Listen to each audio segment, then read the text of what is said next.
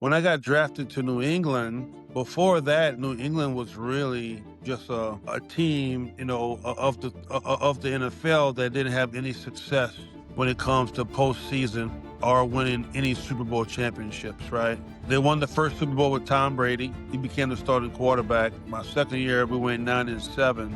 But I never would have imagined to play in three Super Bowls, but also to be part of uh, a creative dynasty with the New England Patriots. I remember talking to Belichick and I asked him, where's New England? So I'm in college. We didn't have all the Google this, Google that. We used McNally maps, right, to get around. We had flip phones. If you needed directions, you would go and get it printed out at a library of someone who had a printer or at school to find your way to the next destination. And I remember he says, New England. This is Bill Belichick saying, well, it's New England. And I was like, yeah, but where in New England? I had no idea. And he was like, New England is in Foxborough, Massachusetts. I said, what is that? So I'm at LSU, a senior, and LSU had no idea. Why would I? I'm a country boy out of the South. I have no reason to look at a map to see where Boston is. This is a team sport, right? It's 11 on 11, but it's more behind it. It's not like playing tennis. It's not like playing golf. Everybody has to connect. Everybody has to come together and play as one to be successful. So this has helped me. We played against Nick Saban my freshman year at LSU when he was at Michigan State. We beat him in the Independence Bowl 45-26. So we said, how could this guy come in and make us successful as a football club? Well, times tell everything, and then everything's evolved. But I know from my junior year to my senior year. Hey, let's welcome Jarvis Green.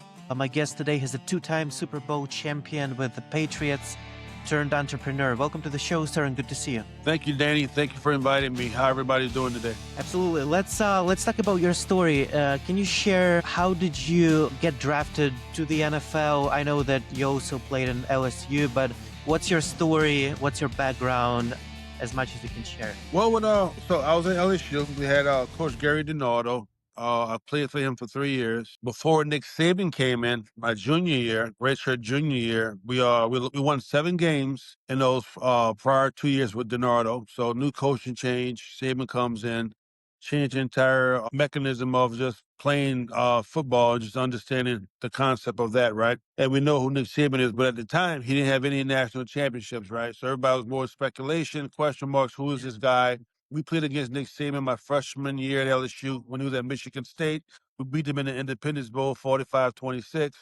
So we said, how could this guy come in and make us successful as a football club? Well, times tell everything, and then everything's evolved. But I know from my junior year to my senior year, we went to the Independence Bowl, Chick-fil-A Peach Bowl, and then we played in the Sugar Bowl, beat Illinois. And then it really helped me progress as a player.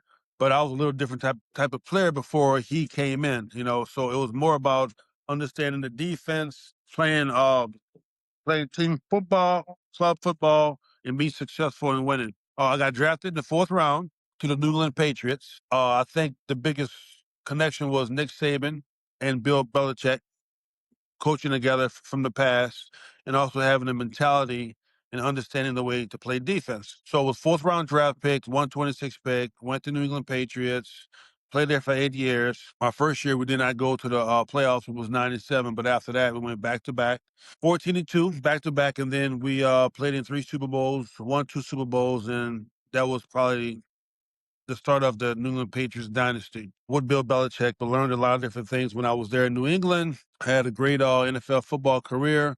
Then I retired in 2010 from the NFL. So just curious, did you ever plan or imagine yourself playing at Super Bowl and winning it, or was it just something that happened to you as you went along the way? I mean, growing up, I started playing football in the 7th grade, but it was never a thing for us. I mean, I have 3 other brothers that played in college football, but that wasn't a thing growing up around the dinner table while going and play college football, NFL football. It was more about going to school, get a degree, become someone in the real world, and just really just taking care of yourself personally and also just getting an education, coming from a small town out of Donaldsonville, Louisiana.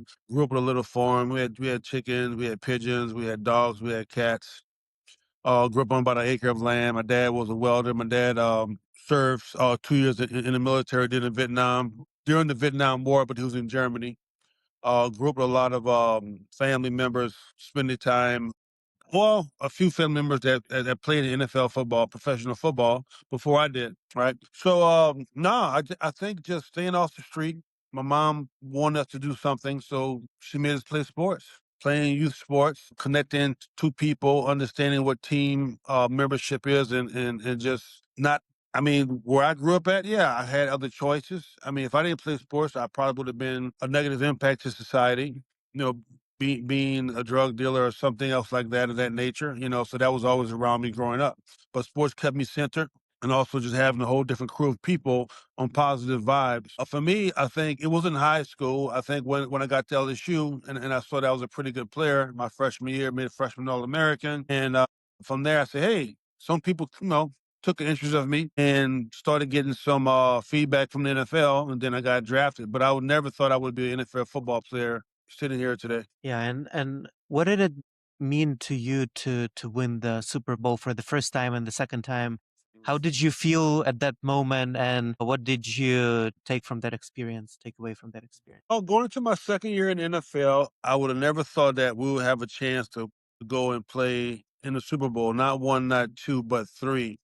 When I got drafted to New England, like I mentioned to you, before that, New England was really just a team, of the NFL that didn't have any success when it comes to postseason or winning any Super Bowl championships, right? They won the first Super Bowl with Tom Brady. He became the starting quarterback. My second year, we went 9-7. But I never would have imagined to play in three Super Bowls, but also to be part of uh, a created or a creative of a new dynasty with the New England Patriots. I'm gonna tell you what was funny. When I got drafted, I remember talking to Belichick and I asked him, "Where's New England?" So I'm in college. We didn't have all the Google this, Google that. We used McNally maps, right, to get around. We had flip phones. If you needed directions, you would go and get it printed out at a library of someone who had a printer or at school to find your way to the next destination. And I remember he says, New England. This was Bill Belichick saying, well, it's New England. And I was like, yeah, but where in New England? I had no idea. And he was like, New England is in Foxborough, Massachusetts. I said, what is that? So I'm at LSU, a senior, and LSU had no idea. Why would I? I'm a country boy out of the South. I have no reason to look at a map to see where Boston is. No reason, right? So he kind of laughed. He said, hey, go to your library or go check out a map, a McNally map, and go find where it's Foxborough. So long story short, it was like just interesting to go to that region. And it's crazy because my mom and dad lived in the Boston area, Dorchester, Mattapan, Jamaica, Jamaican Plains, around the early 70s, right? So I born in 1979. So I was blessed to go to New England, get drafted, but then I had an uncle that had 9 kids in the Boston area, New England area. So it was very easy to blend in, but also to have family there already, before me going there being a Patriot. So once you retired, are you still associated with the franchise, with the Patriots? Yeah, yeah, I am. I'm an ambassador, so we are a little different than a lot of other NFL teams. So I'm an ambassador. I was just at the game when they played the divisional game. The Patriots played in Gillette, so I was there hanging out, having a good time, meeting friends, doing a lot of autograph signings, meeting people, taking pictures, Q&A. And we are different because they have the other 31 teams. They have like their alumni weeks, but I think a lot of them have it once out of the football season, right? So I think it's 18 weeks now. A lot has changed since I've been retired. But at New England, we do alumni week every home game. So you have your camaraderie. You can see all the guys that you played with. You see a lot of older guys. You see some of the recent guys that's been retired, and then also you see a lot of the private businesses and just fans. So I have a lot of friends there, and I still do today, and I keep in touch with a lot of the team activities through the course of the year if I'm around in the area. Yeah, no, that's great. That's great. Now let's talk about leadership. I know that now you're more on the business side and you're an entrepreneur, but what did football and NFL teach you about leadership and maybe some of that you can apply now to the, to the business world? I think with the leadership part, it's more about working with different people, different levels. I mean, I played defensive line, but I had to work with the mentality of guys who play linebacker, two different mentalities to the guys that play defensive back, cornerbacks. Also, the offensive guys, because we had to practice against those guys every single day. We sat in meeting rooms, long time periods, dealing with coaches, dealing with ownership, dealing with trainers, dealing with strength coaches, dealing with equipment staff.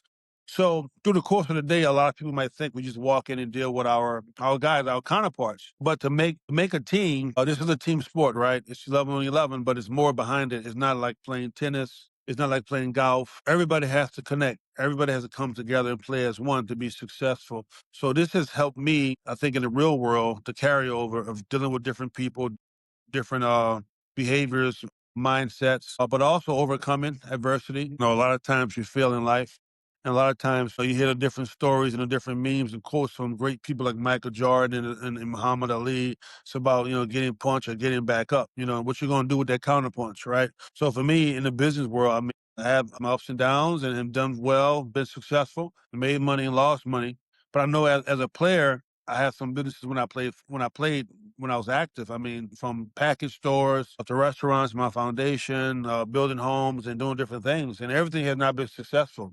But I think for me, my advantage is that was getting back up, wiping the dirt off your shoulder, wiping the blood from your mouth, or whatever it may be, or recovering from a black eye, But in business, the black eye could be a loss of funds, right? Loss of profits, loss of business deals, So really just overcoming that and succeeding and moving forward to all the things that I have done or created, um, to just being where I'm at today and just having a successful business mindset, but also understanding what it takes to get to the top. Mm.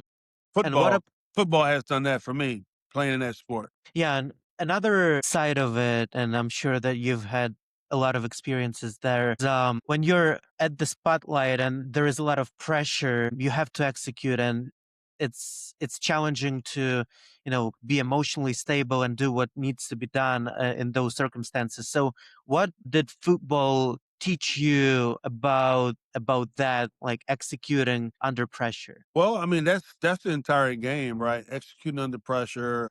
I mean, hindsight is 2020. Everyone can tell you what to do, how to do it, the way it's supposed to be handled. But I'm gonna put this in reference. It's like, what do you do when you have the bullets flying, when you have 3 or 4 seconds to make a decision on the field, you have the audibles, you have to adjust.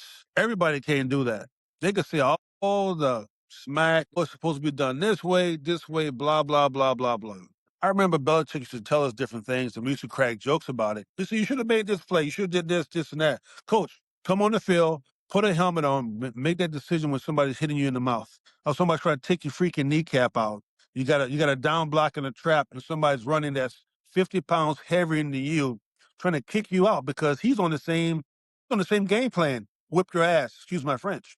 So I think from football, not just football, sports, competitive sports, it goes back to the military and everything that you have to do. I'm gonna say high risk, high reward. I mean, from dentists who having open heart surgeries, something happened, they can't go in and their tools slip out of their hand, right?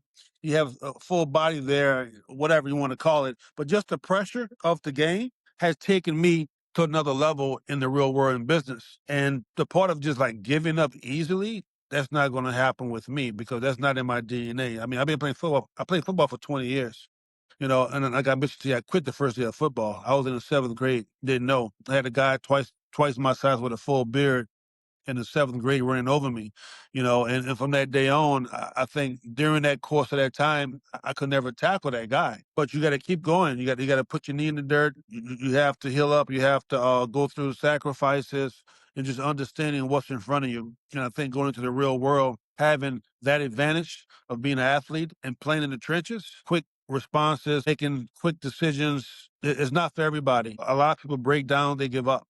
For me, and for a lot of other guys, alumni and other sports, I think they totally understand why we are, I'm gonna just say we are a little bit, like you can say the chosen one, or just having that adaptability of understanding, making decisions when the risk is high. Yeah, yeah, totally makes sense. After 20 years in football, it was probably challenging to retire and to, change your career, become an entrepreneur. Obviously, you had the chance to still be with the franchise in certain ways, but was it difficult to adjust after you retired and started this new chapter of your life? Well, not really. I mean, like I said, I had during my time playing ball, I owned a couple of businesses, did some construction, built some homes here and there. I know when 2008 hit the market crash. I know for me, a lot of people don't know my story, so I'm gonna just give a quick hit on that one. When the market crash 2008 2009, I was in New England. I was on a high roller coaster. I was successful. Things was going well, was making money, was saving money. Well, let me say this. When the market crashed, I lost about $3.5 million of my money when the market crashed, right? I got done with the Patriots. Free agency hit, and then I went to the Denver Broncos. I had knee problems, back problems. I mean, I was all beat up in the trenches. I played undersized my entire career at 280. That may be like, what, 280? Yeah, well, the defense we played in, right? I had guys that was 300 pounds, 330 pounds playing the same position, right? And for me, it was like when I got done with football, I had to make a transition. And I remember I sat around for maybe 6 months doing absolutely nothing. Started drinking a little bit more, and really I just was idle time, right? They say what idle time, the devil's workshop, right? You're thinking about so many different other things you could do. And I'm sitting there like I'm the same guy has been disciplined my entire life. Playing the game of sports, being a student athlete. People forget that. They look at us as like jocks. We still have to go to class. We still have to go and do everything the student does, but on the side, after class got done, you had to go and play sports. You had to go beat your body up, and you had to go and sacrifice that time in a gym, working out, trainers, broken this, broken that, whatever it may be, right? Strains and sprains, and you still had to wake up every day and still become that student, right? Or go and prepare for that. Graduated in construction management. I thank God for that. But just the transition, I always had a plan B, C, D, E, whatever you want to call it. But I just didn't know where I would be. So when football got done, I mean, I went to North Dakota, worked with a group of people, was an investor in a man camp. That was a Bakken oil shale. It was a big gold rush back in 2011, 2012. I did that. But then I got into the seafood industry in 2012 and started working with the Vietnamese co-op out of the Gulf of America. I did that and worked with some construction companies that worked on the VA and charity and some other big projects in Louisiana. And then I started my company in 2015, Oceans 97. So all of this kind of was something that I didn't expect to do. Just wasn't really like planned in a book to say this is what I'm gonna do next, next, next, next. Because you go to college, they always talk about you do this, you do that, you will be successful. That's not true. The real world, things happen. You have some mudslides, you have some natural disasters, you have some people inside your businesses that may give you a roadblock. So you have to adjust. And at the same time, for me, I had to adjust moving, and coming from the student athlete and being an athlete and just having all the things that was taught or brought to me, opened my mind on how I can adjust. And for me, so it wasn't really hard, but I had to adjust. And tell me more about your company, Ocean 97. What's the story behind that, and what is it all about? So I started Oceans 97 in 2015. I was a wholesaler, value add domestic seafood supplier out here in the Baton Rouge area. My company, I think I got successful when I took it up into the Northeast, working with companies like Ahold out of Netherlands, Super Stop and Shop, Giant, working with Market Basket, working with other smaller brands. And when I say a smaller brand, it may be like a 50-store outlet. So I took the domestic value add and um, I created finished domestic shrimp products, fill in the vein, tail off, and then I had a sauce that was with it, right? It was Ocean 97. And at the time, 2016, 17, it was one of the few domestic value-added seafood brands that you could buy out of the supermarket on the East Coast. Different. It was a lot of innovation was tied to it. It was a lot of, I think, messing up in the kitchen, creating unique sauces and products, but also creating like clean, non-GMO products that doesn't have all the scientific words, but words that a fifth, well, I'm not sure if a 6 or 7-year-old could read. off the ingredients list. And I think I was not think I know I was an innovator and I was more of a pioneer at the time. So I've done that, and it taught me, but also it educated me in the different markets when it comes to the food services, retail, e-commerce, and all of that. But I know during the time I was at my height of my Ocean 97, I was in about 1,200 supermarkets. And then Walmart comes along, and Walmart wanted me to get into 800 supermarkets. Then it became an issue because when Walmart came along, it put a lot of fear in my vendors because I was not vertically integrated. And I say if I could do it again, I would buy my own seafood facility and have everything under one roof. But I've learned everything about the business, from the fishing boats to the docks to the facilities to the marketing, the POS, sales, warehousing. I learned anything under the sun. And I always tell people, like, don't call me Bubba, the Forrest Gump. But in the small piece, when he met this guy named Bubba, he was a shrimp guy. But the thing about it is, I always tell people I'm like the Tom Hanks of the business because I didn't know anything about the business. I learned everything because I was at a point it was forced on me at the time because I wanted to get into the industry, but I wanted to know everything about it hands on. And I did that. And then out of that, I created like a shelf stable shrimp product, canned and pouch now. So I'm working on a relaunch with some industries that I can get back into the market and I can push this product. But it also, this product that I have created now is for like third world countries. It's for like MREs, food aid. It's for low income. It's also for the opportunity for entrepreneurs to go in, like they could go and flip it, that they could go and make more money on it. But I think this product will be a test of its time, but also it will help other food engines develop in third world countries and partner nations. Yeah, yeah, that's great. And overall, looking at your story, it's incredible going through college football, Nick Saban, and then NFL, Super Bowl, and now business. Would you do it all again if you could go back in time, or would you change anything? I mean, I would change a few things if I could go back in time. One of my favorite series is Back to the Future. If I could go and adjust that timeline a little bit here and there and have a facility and put some other things in order, become vertically integrated, go to different sources to where I know where I need to be. But hey, again, hindsight is 2020 in this world, but I'm very happy to where I'm at now. I probably could have taken more advantage of some of the things that I know of the people that I've met over the years. But again, that's hindsight. And finally, do you have some advice for young people today? Again, you have an amazing experience. Anything that you want to share with them? Well, yeah, I do. I do. Before that, I wanna kind of feel like kind of where I'm at today now.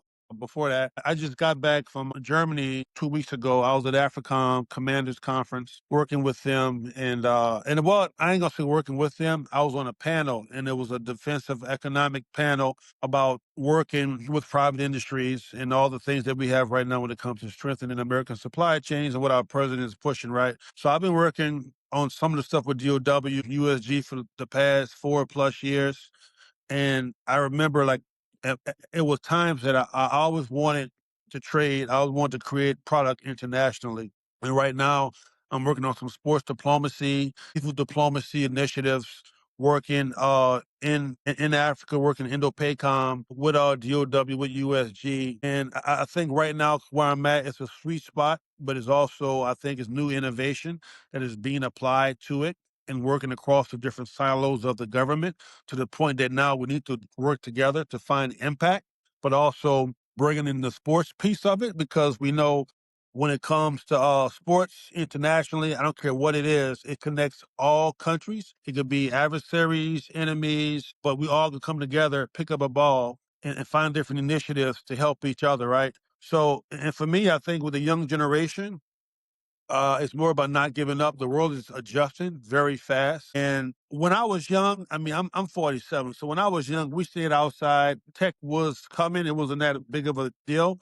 But us coming together, gallivanting, moving around different towns and different places, working together, but also having adversity that will come. But for the young generation, I think they need to keep your head in the swivel A lot of things are adjusting. You need to read more. You need to start working more with different people and different groups and whatever you have to do. But also think about having not just one plan, but always having a backup plan and having another backup plan because this world is adjusting so fast and it has been very aggressive. I mean, I have 3 kids. I always tell my kids, you shouldn't have time to be sitting around the house all day.